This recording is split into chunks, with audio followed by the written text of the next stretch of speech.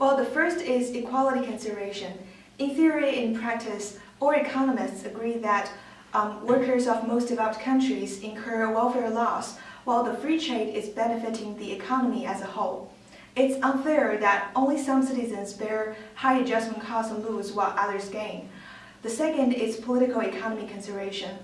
Some interest groups' negative perception about the distributional effects of globalization may result in support for protectionist policies that forestall the aggregate gains from free trade. Compensating those interest groups that lose from free trade can ensure that a majority of voters support continuous globalization. And the third is efficiency consideration.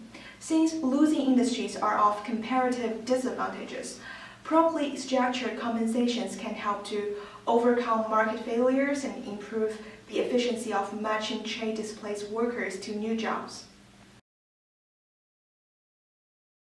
I think there may have two difficulties for implementing compensation policies. First of all, I think compensation programs in most of countries are designed to assist all unemployment workers, regardless of the cause of unemployment. Secondly, I think few countries have specific programs targeting trade-induced unemployment, because it's very hard to isolate the trade cost of worker displacement from other causes. The economy had gone through a recession in 2001, and job growth had remained stagnant in 2002. Yet the Bush administration badly wanted congressional renewal of Trade Promotion Authority, which would require Congress to hold an up or down vote on new trade agreements without proposing amendments. In exchange, Congress demanded substantial expansions of the Trade Adjustment Assistance Program, resulting in the Trade Adjustment Assistance Reform Act of 2002. The Trade Act of 2002 represents a significant milestone in the evolution of the TAA program, establishing alternative trade adjustment assistance for older workers, a wage supplement program, the health coverage tax credit, and a range of other services. Enacted in 2009, the Trade and Globalization Adjustment Assistance Act amended the TAA program. However, it included a sunset provision, and its amendments to TAA expired in early 2011. The Trade Adjustment Assistance Extension Act of 2011 mandated further changes, expanding eligibility to trade-affected workers in services sectors. Workers must be directly impacted by imports or by a shift in production of their firm to any country with a free trade agreement with the United States, or to certain other beneficiary countries. Displaced workers must file a petition as a group to initiate the investigation to address the reasons of their layoff. Once a petition is certified for TAA, the individual worker must still apply at a local one-stop career center before receiving the benefits. The Trade Act of 2002 also expanded eligibility to secondary affected workers, that is, those who are upstream suppliers or downstream finishers of products produced by a firm that has itself been certified for TAA, so long as the supplier or finisher firm experiences a loss of business that was importantly caused by the loss of business from the primary firm. Occupational skills training can be paid by TAA for up to 2 years. Training should aim to provide suitable re-employment at an adequate replacement wage. Trade readjustment allowances are weekly cash payments made to eligible workers in amounts equivalent to their unemployment insurance benefits. Alternative trade adjustment assistance for older workers, a wage subsidy program, is established since training may not pay off for older workers before they retire. ATAA pays up to 50% of their difference between the wage in the worker's new job and the wage at separation.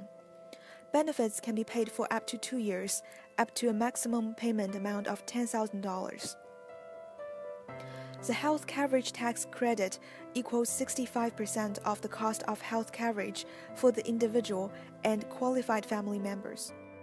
Between 1975 and 2002, TAA had helped a total number of workers of over 3.3 million, most of whom were originally from trade-disadvantaged industries.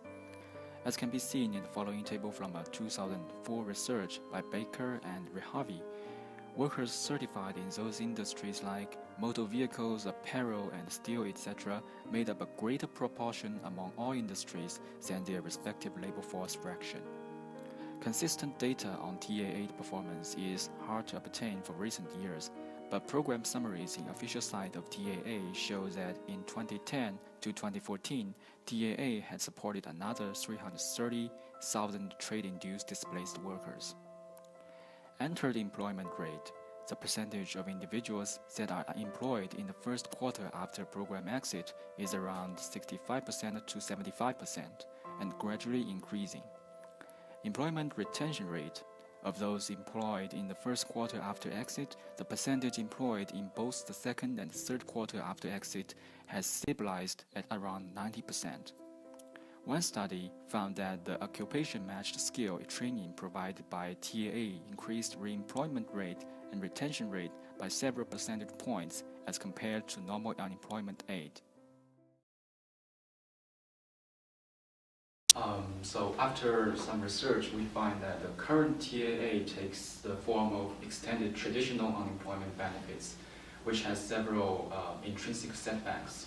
For the first, increasing the length of time that trade adjustment assistance benefits are available may increase the length of time that average worker is unemployed. The second point is, a long spell of unemployment doesn't necessarily mean a better job match. Instead, it could lead to skill atrophy and reduced reemployment wages. And the third point is that the arbitrary boundary for eligibility of compensation could be an implicit tax on diligent workers who want to find the high-wage jobs. Given the achievements and problems of the TAA program, it is hard to determine if the TAA created the welfare gains for each participating individuals, but it is clear that the current program cannot maximize the workers' long-term utility. Yes, I agree with Siwen, and I also found that many economists agree that this program is more of political and symbolical importance than economic substance. Agreed. Agree. So I think according to economic theory, taxes or subsidies have the least distortion in the form of one-time payment. Maybe a one-time compensation to those trade-induced displaced workers can result in higher utility improvement. I remember Baker and Rehavi suggested to create adjustment accounts for displaced workers, which is essentially a lump sum fund with tailored allocations. Policymakers can impose limitation and eligibility rules on account withdrawals. However, I think this program design also meets with practical problems, like the estimate of key elasticities on workers' decision-making and the choice of program parameters. Right. Yeah, but at least the direction of compensation program improvement is clear. The ideal program would be flexible in structure, give workers more control over the resources available, and make the amount of compensation less dependent on artificial parameters. Yeah, I agree. Right.